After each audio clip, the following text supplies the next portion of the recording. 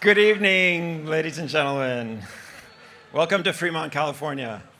We're out here at the test track of our Fremont factory, just a few meters away from where we actually build all of our Tesla vehicles. We're super excited to have you all here. In fact, almost 9 years ago, on June 22nd, 2012, we had our first Model S delivery event right over there in the factory. So we've come a long way in a few years. We set out to design, engineer, and manufacture the best car in the planet, and we've been working tirelessly every day to try to make that happen. And tonight, we're going to show you the next best version of Model S. And I brought this along because we might be breaking a few records. But more about that later. So let's get Elon out here and have him show you how we made the best car in the world. The Model S. This is an ambitious goal to create a whole new kind of car. A lot of Wall Street is betting Tesla can't get it done.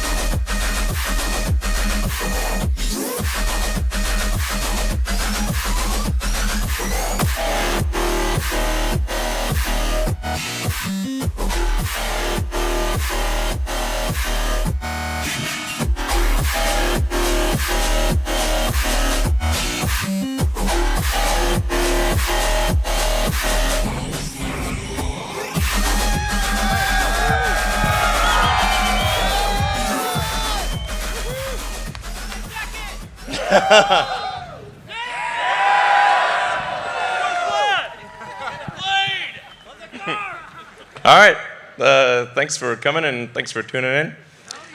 So, as Franz was saying, this is 9 years since we delivered the first Model S, the first car produced here in Fremont, so almost a decade. And I think we're really taken it to a whole new level with Plaid. Some of you may know that, I mean, basically our product plan is stolen from Spaceballs. So we've gone Plaid speed. What we really wanted to achieve here is like, well, why make this really fast car that's crazy fast and everything? And I think there is something that's quite important to the future of sustainable energy, which is that we got to show that an electric car is the best car, hands down. You know, so it's got to be clear. It's like, man, this is sustainable energy cars. It can be the fastest cars, can be the safest cars, can be the most kick-ass cars in every way. And that's why we did the Plaid. It's just to show hands down, this is the way to go. So, yes. Pressing slide. There we go. All right. So, we've made huge improvements from the original car. Well, actually, who here, has anyone here, probably some have, bought the early Model S? Like the, yeah. All right. Well, thank you for your support. You can see the huge improvements we've made. So, and it started off with good performance, but now with Plaid, we've managed to break the 2-second barrier, if you will. No production car has ever done 0 to 60 in under 2 seconds. And this is a 4-door car, seats 5 adults, et cetera, et cetera. It's like, you know, this thing's moving. I mean, this is like what I call like limit of physics engineering. It's not relative engineering. It's like, what does physics say we can do? Because physics is the law and everything else is a recommendation. So, in addition to a crazy performance, it's also got a longer range.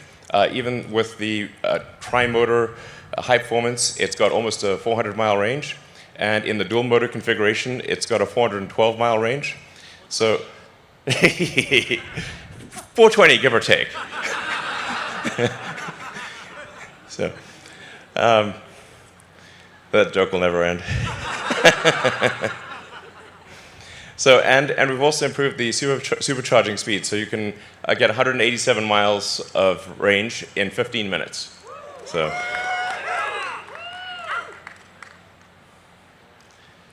Yeah, so quickest production car, to be clear, of any kind ever made, like I said, first to ever break the 2-second barrier. Later tonight, you'll get a chance to drive around the track, and like this is really something you have to feel to believe, because it hits you right in the limbic system. It's like, damn, like, whoa, yeah. It is basically, what is the car that we can, how can we make a spaceship a car, you know?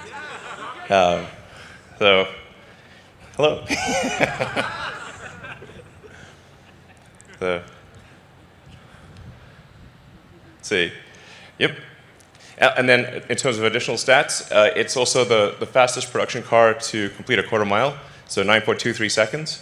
It's got a 200-mile-an-hour top speed, over 1,000 horsepower, almost 400-mile range. Like I said, charges so fast, you know, it'll be probably done by the time you have a coffee, basically. And talking about some of the sort of details behind it. So we have an all-new battery pack. And then something we're really proud of is the new carbon-sleeved rotors for the motor. So this is the first time that to the best of our knowledge, there's been a production electric motor that has a carbon overwrapped rotor. So this is a super hard thing to do because carbon and copper have have very different rates of thermal expansion. So in order to do a carbon overwrapped rotor, you've got to wind it at extremely high tension. It's a very hard thing to do. We actually had to design the machine that makes the rotor. So no such machine existed before. It also means we can have the electromagnetic field be super efficient and have a tight gap even at super high RPM. And it's single speed from 0 to 200 miles an hour. So it's just, the RPM is so crazy that just the centrifugal force wants to expand the rotor. So the carbon overwrap actually holds the rotor, basically holds the rotor together. It's like madness. So, yeah. So let's see. In fact, we're going to show you the motor. In fact, you might have had a chance to see the drive unit. And we can go closer.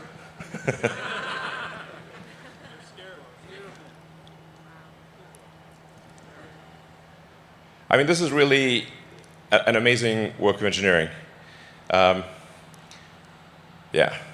There's just never been an electric motor like this. I mean, you can pick this motor up with your hands, and it can accelerate a 2-ton car to 60 miles an hour in 2 seconds. I mean, that kind of power to weight is insane. Yeah. So it goes, it goes up to 20,000 RPM and maybe a little more. So. We also were able to achieve the lowest drag coefficient of any car ever made. So, yeah. So, really, I think Tesla engineering has outdone itself here. This is a car that looks good, but also gets an incredible drag coefficient. And this is the true drag coefficient of the car, including with wheels in motion. Sometimes you'll hear drag coefficients quoted, but that'll be without the wheels moving. And the wheels cause sort of air churn and incremental drag. And this is the actual drag coefficient of the car. So it's to have a good-looking sports car, have that lower drag coefficient is really tough. So. We also have the latest and greatest in heat pump, which is basically the HVAC system for the car. It's 30% better cold weather range and requires 50% less energy for cabin heating in freezing conditions.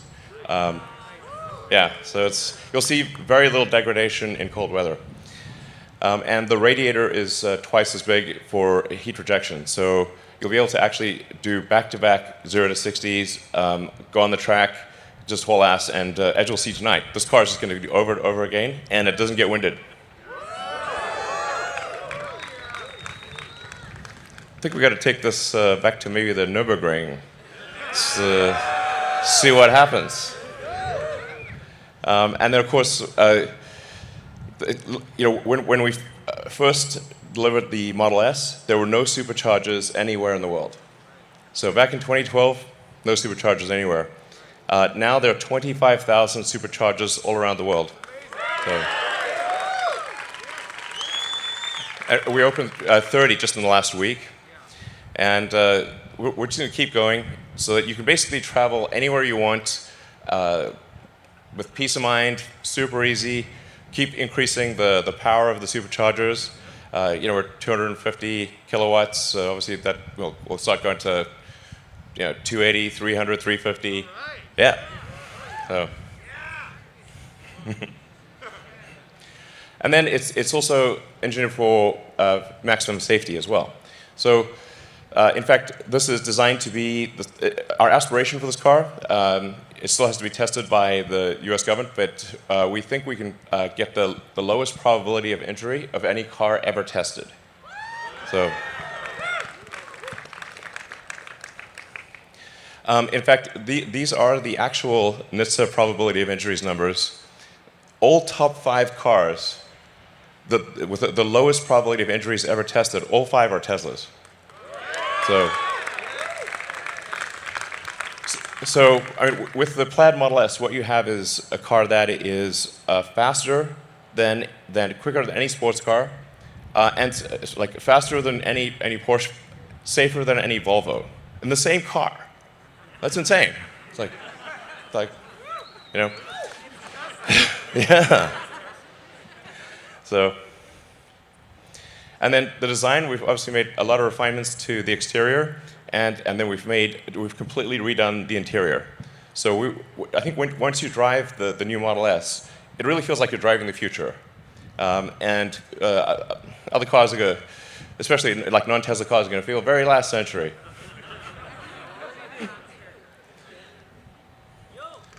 So all new interior. As you can see, we changed the orientation of the main screen, so it's easier to watch movies and that kind of thing in landscape. Yeah, exactly. I mean, in other notes, we have ventilated front seats. So, yeah. Anyway, I think it's really, you drive around and it really feels like, okay, we're in 2021. Great. We have this yoke steering wheel, which is a little different, but I think once you try it, you'll think it's great. The visibility of the main screen is super clear, especially for autopilot. So you can see the entire panoramic view you can basically see the mind's eye of the car. Yeah, it's really cool. So. And then we've gotten rid of the stalks. So, I think generally all input is error. So we want, if you have to do something that the car could have done already, that should be taken care of. The software should just do it. So you can actually just literally walk up to the car, it senses that you're approaching, unlocks the car based on your phone. It just basically pairs with your phone, knows that you're coming to the car, opens the door, extends the handle, you sit down, and you just drive. You don't have to press the drive or anything like that. The car knows you want to drive. It figures like, yeah, good guess, you know. So, and then it's using the autopilot system to know where the obstacles are. So obviously, if there's something in front of you, you want to go backwards, and if there's something in back of you, you want to go front, most likely. And then it will adapt to your to your needs. So if it sees that you're always doing this, you're changing to reverse or forward in particular situations, it'll try to remember that and geocode it to that location. So then you won't have to do it in the future. It will just keep minimizing the amount of input that you need to do until the car just reads your mind. So it's gonna be great. Yeah. So we've redesigned the interior. We've moved the interior so that the front IP is actually slimmer and thinner. So we were able to move the front seats forward, giving more room to the back seat, and we reclined the back seat more and reduced the interior trim. So basically, the current Model S, the back seat is not amazing, but the new one, it's actually a legit back seat, I'd say. It's like it's good.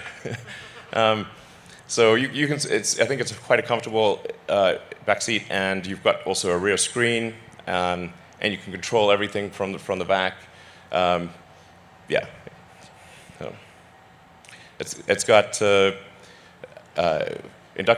dual inductive chargers for your phones in the back and dual inductive in the front. And it's a 36-watt power supply, so you can actually charge like your, laptop or anything. Basically, it's a 36-watt USB-C. Yeah. It can also pair with multiple Bluetooth devices simultaneously. So multiple people could be controlling music, or somebody could be playing a video game. So you can do multiple wireless things simultaneously.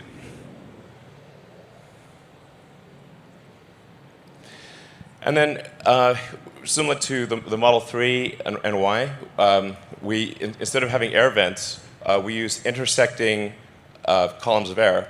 So, and we just vary the speed of the air. So you don't have to. There's no vents that you can see, and you can just touch the screen and move the screen around, and it'll just move the air wherever you want it. And the air is much more diffuse. It just feels like an invisible air conditioning system. It's great. So, and it's a tri-zone. So there's a zone for the rear, and a front and left front, right front zone. So. And then the 17-inch touchscreen it feels like a movie theater. The sound is incredible. And yeah, so you can really, it's like a home theater experience. So if you're sitting somewhere waiting, or for whatever reason, or at a supercharger, you can just catch up on what your favorite Netflix show, or iTunes, or whatever the case may be, YouTube. And of course, you can also play video games. So, and the same thing for the rear. So you can, rear it basically, the system feeds all 3 screens, and so you can do things to front, rear. It's great. We have an all-new sound system designed by Tesla Audio, and we have acoustic glass throughout the car, so the car is very quiet when going down the highway. Even at very high speeds, like you're doing 100 miles an hour, it's still quiet. This is a Tesla-designed codec, so it will keep uploading improved versions of the sound system. It's completely software-defined, so we'll keep tweaking it and dynamically adjusting to whether you're using streaming or whether it's coming via Bluetooth from your phone or different streaming services. It'll actually, and if the data rate changes, it'll adapt that. So basically, it always sounds good. And that's just going to get better. So, yeah. And then we've got an all-new UI.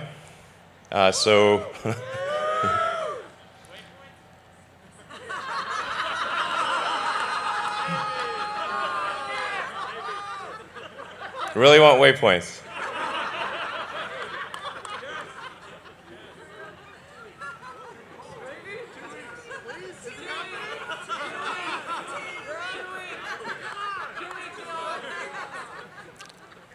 Okay, does everybody here want waypoints?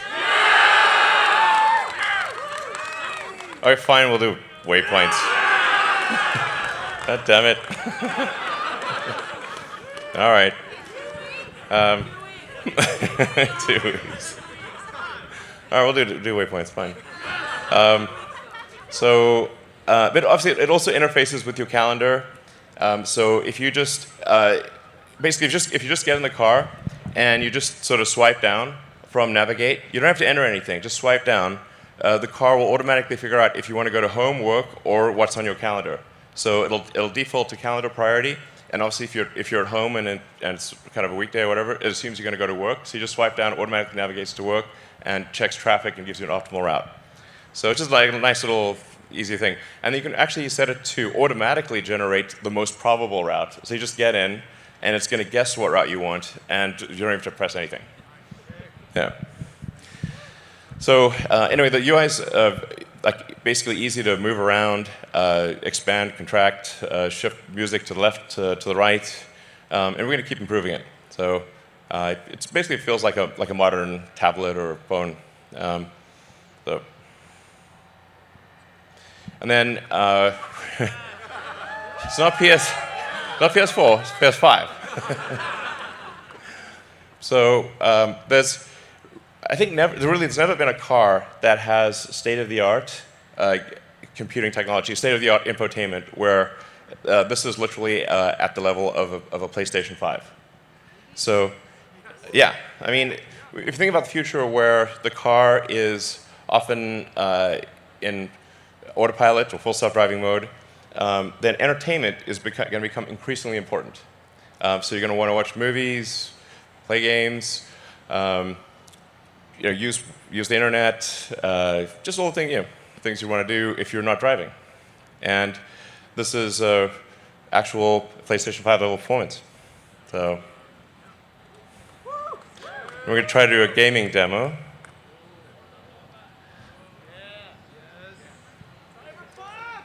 Yes, it can play Cyberpunk. So this is somebody playing the car right now. This is playing live. Yeah. So it's pretty great. So have fun in the game. It's gonna be great. So all right. So high frame rate will do 60 frames a second with state-of-the-art games. Yeah. All right, so we got incredible performance, interior of the future. I think engineering that's practically alien. So, like I said, simultaneously the safest car in the world and the fastest. This is insane. So, we also got look at some things like the power curve. So I think this really illustrates the difference. It maintains 1,000 horsepower all the way up to 200 miles an hour.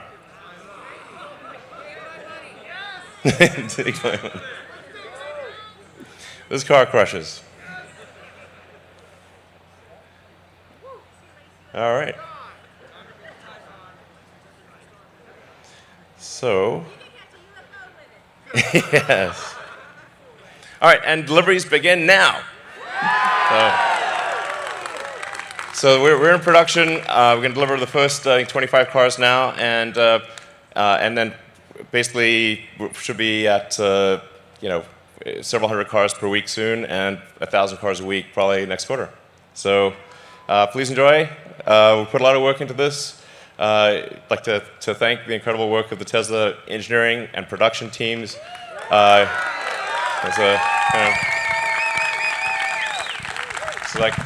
hat is off to Tesla engineering, production, design, the whole group.